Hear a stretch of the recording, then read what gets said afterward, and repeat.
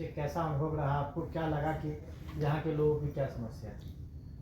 देखिए, दरभंगा में लोगों की क्या समस्या है, वो तो दरभंगा का जब पूरी पदयात्रा खत्म करेंगे तब पता चलेगा।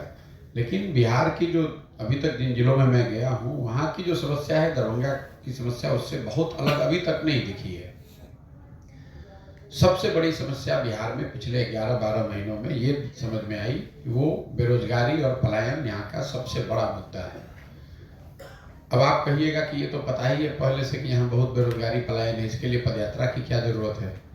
पदयात्रा से इस समस्या के विकरालता का, इसके सामाजिक आर्थिक पहलुओं की आपकी समझ बनती है। हम लोगों को जैसे लगता है सामान्यतः कि पलायन जो है वो गरीबों का मामला है, जो गरीब परिवार के बच्चे हैं वो बाहर मजदूरी करने के लिए, पलायन के लिए जाते हैं। सच्चाई ये नहीं है। सच्चाई ये है कि गरीब व्यक्ति तो मजदूरी करने के लिए बाहर जा ही रहा है, जो बिहार के नज़रिए से समृद्ध लोग हैं उनके बच्चे भी पलायन कर रहे हैं, चाहे वो पढ़ाई करने जाए या नौकरी करने जाए। जाना सभी के बच्चों को है। इसीलिए कहीं गांव में आप जाइएगा तो 40 से 50% युवा जो है वो बाहर ही रह रहा है, चाहे वो मजदूरी करने गया, पढ़ाई करने गया या नौकरी करने गया। जिन प्रखंडों में, पंचायतों में बाढ़ की समस्या है वहां पर ये पलायन 60, 70, 80% तक है। यही हाल कमोवेश बेरोजगारी का है। हमको आपको लगता है भाई बिहार में तो बहुत बेरोजगारी है, सबको पता है। सिर्फ बेरोजगारी यहाँ के गरीब लोगों का मामला नहीं है।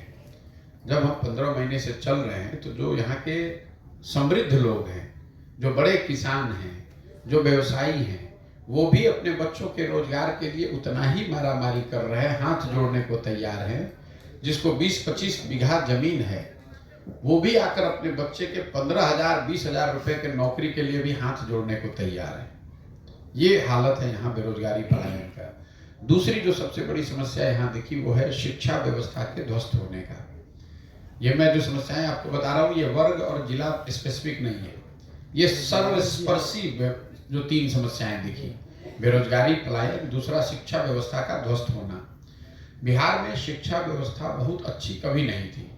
हम खुद सरकारी स्कूल में यहीं से पढ़े हैं, लेकिन हर जिले में, प्रखंड में 1-2 विद्यालय ऐसे जरूर थे जहाँ की आप पढ़ेंगे तो पढ़कर आगे आप बढ़ सकते थे। हर जिले में 1-2 ऐसे कॉलेज थे जहाँ अगर आपका नाम लिखा जाए आप वहाँ से पढ़कर आगे बढ़ सकते थे।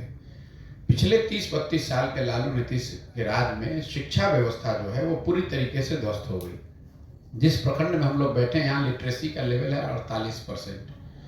कई पंचायतों में 4 ऐसे यहाँ पंचायत हैं जहाँ लिटरेसी 35% से भी कम है। 65% लोग आज भी अनपढ़ है, निरक्षर है।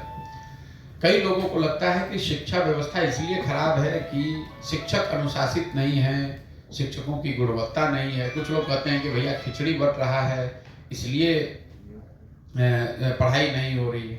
ये समस्या का पूरा विषय नहीं है। अगर सिर्फ खिचड़ी बंटने की वजह से शिक्षा व्यवस्था खराब हो जाती तो भाई सीएम साइंस कॉलेज में तो खिचड़ी नहीं बट रहा है, पटना साइंस कॉलेज में तो खिचड़ी नहीं बट रहा है, वहाँ पढ़ाई क्यों नहीं हो रही है? अगर सिर्फ नियोजित शिक्षकों की गुणवत्ता का मामला होता तो जिन कॉलेज में अच्छे प्रोफेसर हैं जहाँ नियोजित शिक्षक नहीं, वहाँ पढ़ाई क्यों नहीं हो रही? कहीं न कहीं पिछले 20-25 वर्षों में बिहार में समाज और सरकार दोनों के नज़र में शिक्षा अब प्राथमिकता रही ही नहीं है। समाज में इसलिए नहीं है कि लोगों को ये धीरे धीरे लग गया है कि पढ़ाई करने के बाद भी रोजगार तो मिलता ही नहीं है। जब पढ़ने के बाद भी मजदूरी ही करनी है तो पढ़ने का फायदा क्या है? और सरकार ने ये मान लिया है कि भैया पढ़ाने की जरूरत क्या है, जब सारे लोग मजदूरी कर रहे हैं और वोट दे ही रहे हैं तो हम उनको पढ़ाएं क्यों? नतीजा ये हुआ कि समता मूलक शिक्षा नीति बनाने के नाम पर हर गांव पंचायत में विद्यालय के भवन बना दिए गए। जहां भवन है वहां शिक्षक नहीं है, जहां शिक्षक है वहां भवन नहीं है, जहां दोनों है वहां बच्चे नहीं है, जहां तीनों है वहां पढ़ाई नहीं है। पूरे बिहार की शिक्षा व्यवस्था को अगर आप एक पंक्ति में समराइज करें तो यहाँ पर स्कूलों की जो छवि है वो खिचड़ी बांटने के, साइकिल बांटने के सेंटर की है, और कॉलेज की छवि है कि यहाँ से डिग्री मिलता है, डिग्री बढ़ता है। पढ़ाई दोनों में कहीं नहीं हो रहा, पढ़ने वाला भी जानता है, पढ़ाने वाला भी जान रहा है। इसीलिए जब इस कालखंड का इतिहास लिखा जाएगा इस राज्य का, तो नीतीश कुमार जैसे व्यक्ति के मुख्यमंत्री रहते हुए शिक्षा व्यवस्था के ध्वस्त होने को उनके शासनकाल का सबसे बड़ा काला अध्याय बताया जाएगा। ऐसा इसलिए, मान लीजिए कि कल एक अच्छी सरकार आ जाए तो संभव है कि ये सड़क टूटी हुई आपके सिंघवारा ब्लॉक में सड़क अच्छी हो जाएगी। यहाँ नहर का पानी नहीं पहुंच रहा है, नहर आ सकता है। लेकिन कल एक अच्छी सरकार आ भी जाए तो जो 2-3 पीढ़ी के लोग इस ध्वस्त शिक्षा व्यवस्था से पढ़कर निकल गए, अब उनका जीवन सुधरने वाला नहीं है। कोई सरकार आ जाए, अब उनको शिक्षित समाज के पीछे ही चलना पड़ेगा। ये दोनों के बाद जो तीसरी सबसे बड़ी समस्या दिखी वो है किसानों की बदहाली का। एक पंक्ति में अगर मैं आपको किसानों की हालत यहाँ बताऊं, गांव देहात में जो लोग बताते हैं कि पहले जो खेती किसानी करने वाले लोग थे बिहार में, वो 2-4-5 वर्ष खेती किसानी करने के बाद कुछ पैसा बचाकर 1-2 कट्ठा जमीन खरीदते थे। आज हालात ये है किसानों का कि अगर आपके घर में कोई नौकरी नहीं करता है, आपके पास कोई बिजनेस व्यवसाय नहीं है, आपके घर में कोई शादी विवाह लग जाए, कोई बीमार पड़ जाए, तो किसान को 1-2 कट्ठा जमीन बेचे बगैर उपाय नहीं है। और किसानों की बदहाली के यहाँ 3 कारण हैं। पहला कारण ये है कि यहाँ बिहार देश का एकमात्र शायद ऐसा राज्य है, बड़ा राज्य, जहाँ भूमि सुधार को लेकर पिछले 75 साल में कोई काम नहीं किया गया। नतीजा ये हुआ है कि 1/3 से ज्यादा जमीन उसका मालिकाना हक डिस्प्यूटेड है, पता ही नहीं है कि उसका मालिक है कौन। इसीलिए जो आप समस्या देखते हैं कि दाखिल खारिज में कोई 15,000 रुपये ले रहा है, कोई 12,000 रुपये ले रहा है, वो इसलिए कि जमीनों के मालिकाना हक को लेकर कोई क्लैरिटी नहीं है, उसकी कोई व्यवस्था नहीं है। जो नीचे कर्मचारी है और कर्मचारियों के साथ घूमने वाले जो दलाल हैं, जिसको अटर्नी लोग यहाँ कहते हैं, उन्हीं के भरोसे है कि जमीन का मालिक कौन है। दूसरा, 1/3 जमीन तो वैसे बर्बाद हो गई। दूसरा, यहाँ जो जल संसाधन का जो प्रबंधन है, आधी जमीन बिहार में ऐसी है जहाँ बाढ़ आती है या आने की संभावना होती है। इसकी खूब चर्चा भी होती है। कई बार लोग कहते हैं भैया बाढ़ आता है इसलिए यहाँ किसान की हालत खराब है। वो समस्या का एक पहलू है। 50% जमीन में बाढ़ से प्रभाव है, लेकिन जो बाकी बचा 50% जमीन है, उसमें आधी से ज्यादा जमीन या तो सूखे से प्रभावित है या वहां जल जमाव का बड़ा मामला है। मधुबनी, दरभंगा में भी आप देखेंगे कोई ऐसा प्रखंड पंचायत नहीं है जहां 2-4 हजार एकड़ जमीन जल जमाव से नहीं प्रभावित है। तो आप जब सड़क पर चलते हैं तो एक साइड लोग बताते हैं कि सूखा है और दूसरे साइड जल जमाव है, जहाँ की एक ही फसल हो रही है, वो भी खेती नहीं हो रही है। अभी बगल का जिला मधुबनी है, आपके यहाँ भी मखाने की खेती होती है। मधुबनी बिहार का जलकर का सबसे बड़ा जिला है। वहाँ करीब 2,23,000 एकड़ जमीन है पूरे मधुबनी में खेती योग्य। उसमें 31,000 एकड़ जमीन सिर्फ जलकर है, पोखरे तालाब वगैरह। 31,000 एकड़ जो जलकर है, उसमें से 85% तालाब और पोखरे बंद पड़े हुए हैं, उसमें कोई काम नहीं हो रहा है, उसमें कोई उसका कमर्शियल यूटिलाइजेशन नहीं हो रहा है। और तीसरी जो किसानों की सबसे बड़ी समस्या है, जिसकी वजह से किसान यहाँ बदहाल है, वो है फसल के दाम का उचित दाम न मिलना। अभी धान की कटाई हो रही है, 2150 रुपये धान का सरकारी मूल्य है, और आपके जिले में भी लोग 1700-1600 में धान अपना बेच रहे हैं। एक सर्वेक्षण, आर्थिक सर्वेक्षण बताता है कि बिहार में किसानों को फसलों के उचित दाम न मिलने की वजह से हर साल करीब 20,000 करोड़ रुपए का नुकसान होता है। 20,000 करोड़ रुपए का। अब आपको यहाँ बैठ के लगता है कि भाई पंजाब में किसान तो बड़ा धनी है, तो एक पंजाब का मैं आपको आंकड़ा देता हूँ। पिछले 10 वर्ष में पंजाब में 75% गेहूं और 70% से ज्यादा धान सरकारी समर्थन मूल्य पर खरीदा गया है। बिहार में पिछले 10 वर्ष में 13% धान और 1% गेहूं ही सरकारी समर्थन मूल्य पर खरीदा गया है। तो ये जो 3 समस्याएं हैं, बेरोजगारी, पलायन, शिक्षा व्यवस्था का ध्वस्त होना और किसानों की जो बदहाली है, ये ऐसी समस्या है जो हर जिले में, प्रखंड पंचायत, हर जगह, हर वर्ग ने मुझे बताया है। बाकी जो समस्या है वो तो आप लोग बताते ही रहते हैं। तो सर, विपक्ष जैसा बोल रहा था मोदी का ग्राफ गिर रहा है, कल जिस तरह का 3 जगह में रिजल्ट आया है, क्या लग रहा है आपको 2024 में मोदी का ग्राफ कहाँ है? आपका आकलन क्या है? भैया, मेरा कोई आकलन नहीं है। मैं इस तरह के वाद विवाद में पढ़ता नहीं हूँ। मैं उन लोगों में से नहीं हूँ जो रोज खड़ा होकर ये बताए कि कौन जीत रहा है, कौन हार रहा है। लेकिन इस बात की मूल जो जड़ है उसको समझिए। मैंने अपने कई साक्षात्कारों में ये बताया है कि भाजपा जिसको आप हराना चाहते हैं, विरोधी जो भी उनके दल है, अब किसी को भी अगर आप हराना चाहते हैं तो सबसे पहले आपको समझना है कि उसकी ताकत है क्या। भाजपा को वोट लोग क्यों देते हैं? जब तक आप उसकी ताकत को समझकर उससे बेहतर कोई प्रयास नहीं करेंगे तब तक लोग वोट आपको क्यों देगा। तो जो भाजपा को वोट मिलता है वो मोदी के ग्राफ ऊपर नीचे से नहीं मिलता है। भाजपा को वोट मिलने के 4 कारण हैं। पहला, हिंदुत्व जो उनकी एक विचारधारा है, विचारधारा से जुड़ा हुआ एक बहुत बड़ा वर्ग है जो भाजपा को इसलिए वोट करता है कि उसका भाजपा वाले हिंदुत्व में यकीन है। दूसरा, जो ये नियो राष्ट्रवाद की बात शुरू हो गई है, जो गांव देहात में आप सुनते हैं कि भारत विश्व का गुरु बन गया, पूरे विश्व में भारत की शान मोदी जी ने बढ़ा दी, इतना बड़ा G20 हो गया। ये जो सारी बातें हैं ये राष्ट्रवाद की जो भावना है। पुलवामा का आपने देखा होगा, पुलवामा के नाम पर लोगों ने वोट दे दिया। तो दूसरा जो वजह है, बड़ी वजह है कि राष्ट्रवाद की एक भावना को बढ़ाकर उसके आधार पर लोग भाजपा को वोट मिलता है। तीसरा, एक बहुत बड़ी संख्या में लाभार्थी हैं जिनको सरकार की अलग अलग योजनाओं के, चाहे शौचालय का हो, किसान स्वनिधि का हो, घर बनाने का हो, जिसको सीधे सरकार, केंद्र सरकार पैसे भेज रही है। और चौथा, जो बीजेपी का अपना संगठन है, उस संगठन की जो ऑर्गेनाइजेशनल और फिनेंशियल मसल पावर है। अब आप आरजेडी से अगर चुनाव लड़ रहे हैं तो आप 2-4 करोड़ रुपया पैसा देकर तब आते हैं चुनाव लड़ने, क्योंकि जो पार्टी आपको टिकट देगा वो पैसा लेता है। अगर आप भाजपा से चुनाव लड़ रहे हैं तो भाजपा वो पैसा आपको दे रही है कि भाई आप जाइए और अच्छे से वहाँ जनसंपर्क कीजिए और चुनाव लड़िए। तो इन चारों विषयों पर कम से कम 4 में 3 अगर आप बेहतर प्रयास नहीं करेंगे, हिंदुत्व के सामने कोई बेहतर विचारधारा होनी चाहिए, राष्ट्रवाद जो भाजपा का राष्ट्रवाद है उससे बेहतर राष्ट्रवाद आपका दिखना चाहिए, लाभार्थी के लिए, लोगों के लिए जो भाजपा कर रही है उससे बेहतर लाभार्थी का आपका मॉडल होना चाहिए, और जितनी ताकत भाजपा की ऑर्गेनाइजेशन की, संगठन की जमीन पर है उसके मुकाबले का संगठन खड़ा होना चाहिए।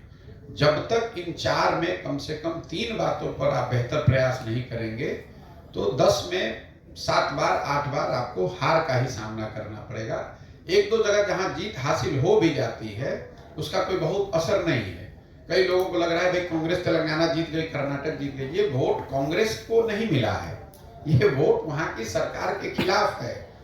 लोग केसीआर के खिलाफ वोट करना चाहते थे, वहां से दल के तौर पर कांग्रेस ही है तो कांग्रेस को वोट मिल गया। प्रो इनकम्बेंसी का जो वोट होता है, जहां आपकी सरकार है और फिर अगर आपको लोग चुने तो फिर बात है। तो जब तक कांग्रेस के लोग इस तरह का प्रयास नहीं करेंगे तब तक उनको सफलता मिलने वाली नहीं। क्या आने वाले चुनाव में फिर मोदी जी आपको बुलाएंगे तो जाएंगे आप उनके पास? हम तो जब काम ही नहीं वो करते हैं तो कोई बुलाए हम कहीं नहीं जाएंगे। ना राहुल जी बुलाएंगे तो भी नहीं जाएंगे, नीतीश जी बुला रहे हैं तो भी नहीं जाते हैं, मोदी जी बुलाएंगे तो भी नहीं जाते हैं।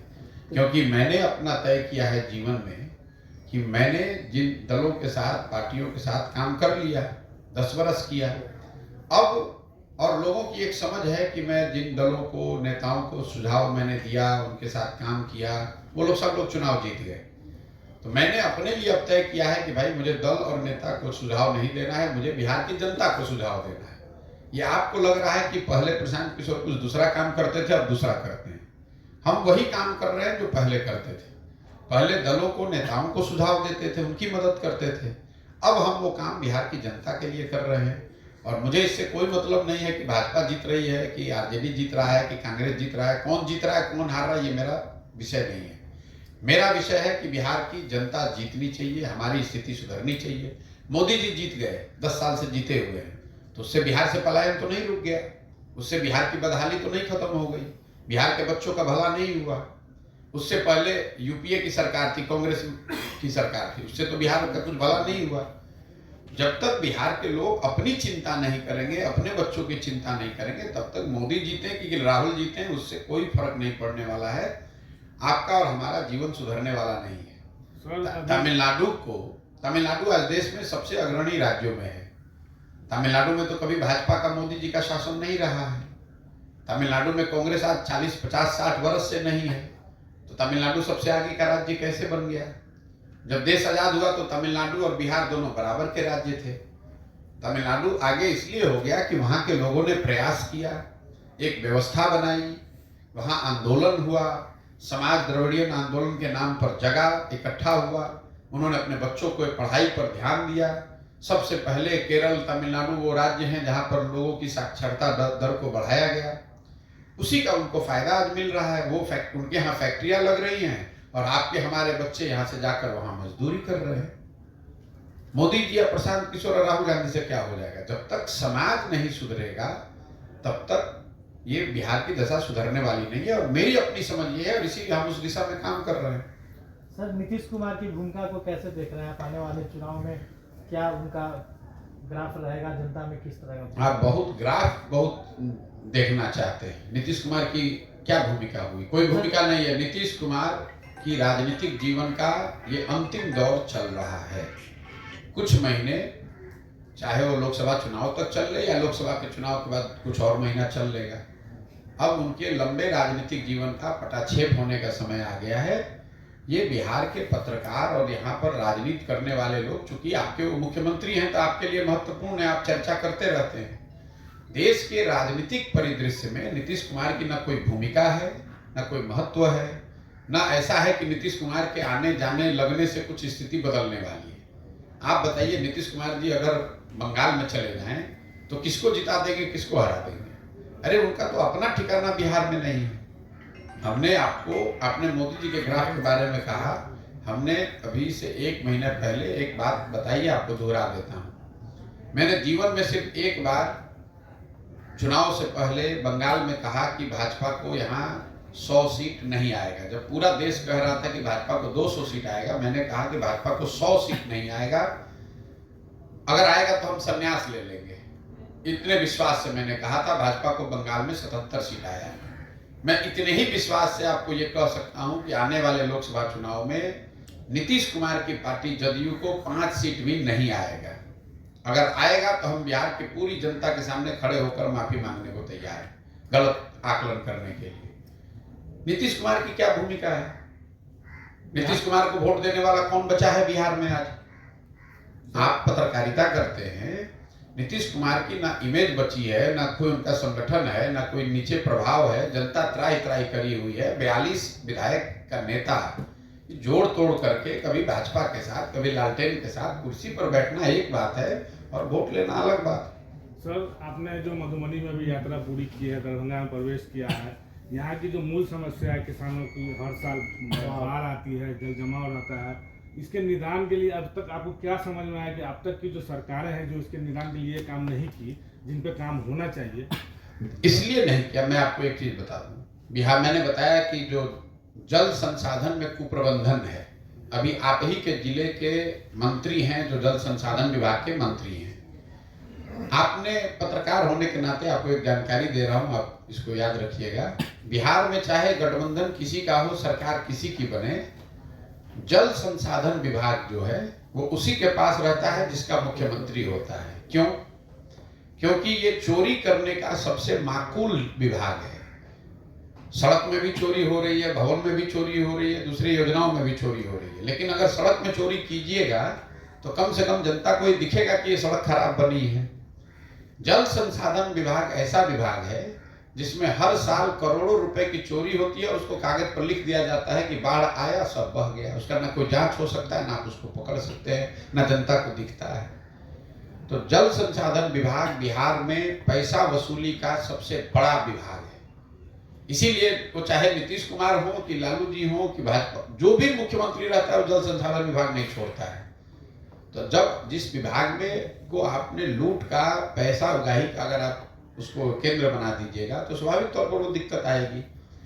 दूसरी बात यह है कि जल संसाधन को लेकर बिहार में कोई वैज्ञानिक नजरिए से प्रयास नहीं किया गया। एक होलिस्टिक सोच जो है कि जो पानी है, पूरी दुनिया में लोग बता रहे हैं कि अगला जो विश्व युद्ध होगा, अगर कभी हुआ, तो पानी के मुद्दे पर होगा। पानी की इतनी कमी है पूरे देश में और पूरे विश्व में। जिस राज्य में पानी की बहुतायत है, पानी बहुत ज्यादा है, उसको आप प्रबंधन नहीं कर पा रहे हैं। तो मैंने जैसा आपको बताया कि रोड के एक किनारे पानी साल भर लगा हुआ है और दूसरे किनारे का जो खेत है वो सूखे से प्रभावित है। जलकर यहाँ है, लेकिन उन पोखरों का, उन तालाबों का कोई उपयोग नहीं है। मैं जब मधुबनी में आया तो मैं आपको एक जानकारी देना चाहता हूँ। मेरा एक दोस्त है अमेरिका में, उसने एक वीडियो बनाकर भेजा कि मैं मधुबनी का, बिहार का मखाना अमेरिका में यहाँ वॉलमार्ट के स्टोर से खरीदने आया हूँ और उसका दाम बिहार में देश के करेंसी में 8,000 रुपये प्रति केजी हुआ। अभी मखाने का यहाँ भाव कितना मिल रहा है किसानों को? 600 रुपया, जो कि बढ़ा हुआ भाव है। मैं ये नहीं कह रहा हूँ कि किसानों को यहाँ 8,000 रुपये मिलने लगेगा, लेकिन जैसे आप सुधा में दूध देते हैं, अमूल में दूध देते हैं, अगर दूध की कीमत 100 रुपये है तो उसका करीब करीब 60 से 65% किसानों को, जो दूध पैदा करने वाले हैं, उनको मिलता है। मखाने का दाम 7,000-8,000 रुपये केजी है मार्केट में बाहर देश के, और किसानों को मिल रहा है उसका 10% या उससे भी कम। अगर 30% भी उसका मिलने लगे, 40% भी मिलने लगे, तो आप जरा अंदाजा लगाइए कि मधुबनी जैसे जिले में, दरभंगा जैसे जिले में, जहां हजारों एकड़ जलकर पहले से बने हुए हैं, वहां के लोगों को कितना फायदा हो सकता है। यही हाल आपके यहाँ मछली का है। 50% से ज्यादा मछली आज भी दरभंगा, मधुबनी में आंध्र प्रदेश से आकर बिक रहा है, और मधुबनी अकेले में 31,000 एकड़ में सिर्फ तालाब और पोखरे हैं। जब सरकार का कोई नजरिया ही नहीं इन चीजों को देखने का। सरकार तो आपको जातिगत सर्वे करा रही है, समाज को बांट रही है, कभी पिछड़ा को अति पिछड़ा, अति पिछड़ा को एनेक्सर 1, एनेक्सर 1 को एनेक्सर 2 लड़ाओ, और यही रेवड़ी बांटो, 400 रुपया पेंशन दो, सबको अनपढ़ और मजदूर रखो, 400 रुपया के नाम पर, दारू शराब के नाम पर लोग वोट देते रहे जाति को बढ़कर, यही प्रयास है। तो उससे जल का प्रबंधन और उसमें सुधारने वाला है कौन? आप बताइए कि जो यहाँ के मंत्री हैं, जल संसाधन मंत्री हैं, महोदय अपने जिले का तो कम से कम सुधार दो भाई, बाकी का छोड़ दो। तो आपकी टीम या आप लोगों ने जो दौरा किया, जो पदयात्रा की है, तो क्या उपाय नजर क्या है, क्या उपाय हो सकता है बाढ़? उपाय ये है कि जिस दिन आप पानी के लिए वोट, बाढ़ के लिए वोट दोगे, तब आपको उपाय होगा। बाढ़ चिल्ला रहे हैं और अभी कल वोट होगा तो फिर उसी को जाकर वोट दीजिएगा। तो केंद्र सरकार या राज्य सरकार वो क्यों बाढ़ की चिंता करेगी? क्यों चिंता करेगी? आप बताइए। यहाँ भुतही बलान पीछे के जिले में, सीतामढ़ी में भुतही बलान एक डैम है, वहां करीब 2 लाख आबादी उस डैम के पूरा नहीं होने से परेशान थी। उन्होंने आंदोलन किया, तब मैं यहाँ पर था, हमने वहां बात करी। उस समय अभी जो जदयू के प्रदेश अध्यक्ष हैं वो जल संसाधन मंत्री थे। एक दिन में निर्णय हुआ और अभी वो बन गया। मैं पदयात्रा करके आ रहा था तो लोगों ने बड़ा स्वागत भी किया वहां कि भैया आपके कहने से यहाँ भुतही बलान डैम पूरा हो गया। जब नेताओं को इस बात का डर ही नहीं है कि बाढ़ आएगा तो वहां की जनता हमको वोट नहीं देगी, तो आपको बाढ़ से मुक्ति क्यों दिलवाएगा? जब उनको पता है कि यहाँ विद्यालय में आपके बच्चे नहीं पढ़ेंगे, फिर भी जाकर आप वोट देवे कीजिएगा। आपका बच्चा जाकर गुजरात में मजदूरी कर रहा है, लेकिन वोट आप मोदी जी को ही जाकर दीजिएगा। मैंने आपको बताया कि जिस मुसलमान गांव में जाइए वहां सड़क नहीं है, नाली नहीं है, गली नहीं है, लोग पानी के बगैर हाहाकार मचा हुआ है, कोई अस्पताल नहीं है, स्कूल नहीं है। सारे मंत्री तेजस्वी यादव या उनके साथी हैं, लेकिन कल वोट होगा तो मुसलमान जाकर फिर भाजपा के डर से वही लालटेन को वोट देगा। तो क्यों आपका सड़क बनेगा भाई? जब आप जड़ को नहीं समझिएगा तो आप कह रहे हैं बाढ़ कैसे सुधरेगा? बाढ़ तो तब सुधरेगा ना जब सरकार की प्राथमिकता हो, सरकार बाढ़ सुधारना चाहती हो। तो सरकार को डर है नहीं और बाढ़ के आने से, बल्कि हर साल का उनको फायदा है हजारों करोड़ का। लोग लूटने का सबसे बेहतर तरीका है, तो क्यों बाढ़ को आने से रोका जाएगा? हम तो आपको प्रखंड वाइज बता सकते हैं कि लोग जहां बता रहे हैं कि खुद ही लोग बांध तोड़वाते हैं ताकि बाढ़ आए, ताकि उसके नाम पर पैसा निकाल कर लूटा जाए। तो बाढ़ की समस्या इसलिए है कि ना जनप्रतिनिधियों को उसका डर है कि बाढ़ आने से लोग हमारे खिलाफ हो जाएंगे, और दूसरा उसको इंसेंटिव है कि बाढ़ अगर आएगा तो इससे कमाने का एक जरिया है। सर, पिछले 8-10 साल से ये जात पात जैसे भेदभाव जो सिर्फ वोट के टाइम में होता है, उसको कैसे देखते हैं? नहीं, पिछले 8-10 साल से नहीं है, ये तो जाति की जो व्यवस्था है ये तो सदियों से है। पिछले 8-10 साल में बहुत ज्यादा नहीं, ऐसी बात नहीं है भाई। देखिए 1990 के बाद एक हिंदी हार्टलैंड में, यूपी बिहार देश में मंडल का एक एरा है जिसमें जातियों के नाम पर एक राजनीतिक माहौल बनाया गया है, लेकिन कोई जाति के नाम पर पहली बार वोट पड़ रहा है ऐसी बात नहीं है। और बिहार में भी ये आप लोग का भ्रम है कि खाली बिहार में जाति है। आंध्र प्रदेश में चुनाव हुआ है, अभी तेलंगाना में तो वहाँ जाति नहीं है, गुजरात में जाइएगा वहाँ जाति नहीं है, कर्नाटक में जाति नहीं है, लिंगायत गोकलिगा कौन है, सब जाति है। जैसे यहाँ जाति है वहाँ पर भी जाति, जाति हर जगह है। जाति जो है वो समाज की एक सच्चाई है, उसको आपको समझना है। लेकिन जाति को समझना और जाति की राजनीति करना दोनों दो बात है। अगर आप राजनीति करते हैं या करना चाहते हैं तो आपको जातियों की समझ होनी चाहिए, समाज के हर पहलू की समझ होनी चाहिए, जाति भी उसमें एक महत्वपूर्ण पहलू है। लेकिन उस पहलू को समझना और समझकर उस पर राजनीति करना दोनों दो बात है। बिहार में जाति की राजनीति करने वाले ज्यादा लोग हैं। ऐसा नहीं है कि बिहार में जाति है दूसरे राज्यों में जाति नहीं है। यहाँ जाति की राजनीति करने वाले, उसकी चर्चा करने वाले लोग ज्यादा है। सर, बिहार में तीसरा विकल्प कौन हो सकता है? तीसरा विकल्प यहाँ जनता बनाएगी, आप चिंता न करें। मैंने आपको आंकड़ा बताया कि 50% से ज्यादा बिहार के लोग, चाहे वो किसी वर्ग के हो, 50% से ज्यादा बिहार के लोग ऐसा मानते हैं कि बिहार में नया विकल्प बनना चाहिए। आप भी पत्रकारिता करते हैं, आपको भी इसका एहसास होगा। हर आदमी चाह रहा है कुछ नया हो। मोदी जी दिल्ली में है तो ऐसा नहीं है कि बिहार में लोग कह रहे हैं कि मोदी जी आएंगे तो सुधार देंगे। वो समय निकल गया, क्योंकि लोगों ने देख लिया कि मोदी जी के प्रधानमंत्री बनने से बिहार नहीं सुधरा है। बिहार में तो कोई नया विकल्प होना चाहिए। तो जो लोग ये सोच रहे हैं, अब उनकी मजबूरी ये है कि उनके पास व्यवस्था नहीं है, साधन नहीं है, उनको हाथ पकड़ने वाला कोई नहीं है, उनको समझाने वाला नहीं है, उनको साथ लेकर चलने वाला नहीं है। जन सुराज के तहत वही प्रयास किया जा रहा है कि अगर समाज में 50 आदमी 100 में ऐसा है जो नया दल, नया विकल्प बनाना चाहता है, तो उन लोगों को एक साथ लाया जाए और उनको लाकर एक व्यवस्था दी जाए कि आप सब लोग मिलकर दल बनाइए और अपने लिए और अपने बच्चों के लिए बेहतर व्यवस्था की दिशा में कदम उठाइए। सर 24-25 में कैसा देखने को मिलेगा जनसुराज का? जनसुराज तो अभी दल है नहीं, तो क्या दिखेगा? 25 में आपको जनसुराज दल के तौर पर दिखेगा, पूरी ताकत से लड़ता हुआ दिखेगा। 243 विधानसभा क्षेत्रों में जनसुराज अपने उम्मीदवार के साथ 25 में विधानसभा चुनाव में लड़ता हुआ आपको दिखेगा। सर, बिहार में दारूबंदी को आप किस तरीके से देखते हैं? दारूबंदी को मैं नीतीश कुमार की हठधर्मिता और उनकी अज्ञानता का परिचायक मानता हूं। ये जो दारूबंदी यहाँ लागू की गई है, शराबबंदी के नाम का जो हम लोग बात करते हैं, इसके मैं बिल्कुल विरोध में हूँ। बिहार में एकमात्र आदमी मैं हूं जो कि रोज मंच से ये कहता है, जब भी पूछा जाता है कि बिहार में शराबबंदी हटाया जाना चाहिए। क्यों? 3 इसके वजह है। पहला तो पूरी दुनिया में कोई ऐसा प्रमाण नहीं है कि किसी सभ्यता में, किसी राज्य में, किसी देश में शराबबंदी के जरिए आर्थिक सामाजिक विकास का रास्ता खोला गया। हम ही लोग सबसे ज्यादा होशियार हैं, हम लोग दुनिया में सबसे गरीब और पिछड़े हैं और हम ही लोग को सबसे ज्यादा ज्ञान है। अगर शराबबंदी से ही लोगों की समाज का भला होना होता तो दुनिया में इतने देश हैं, सबों ने शराबबंदी लागू कर दिया होता।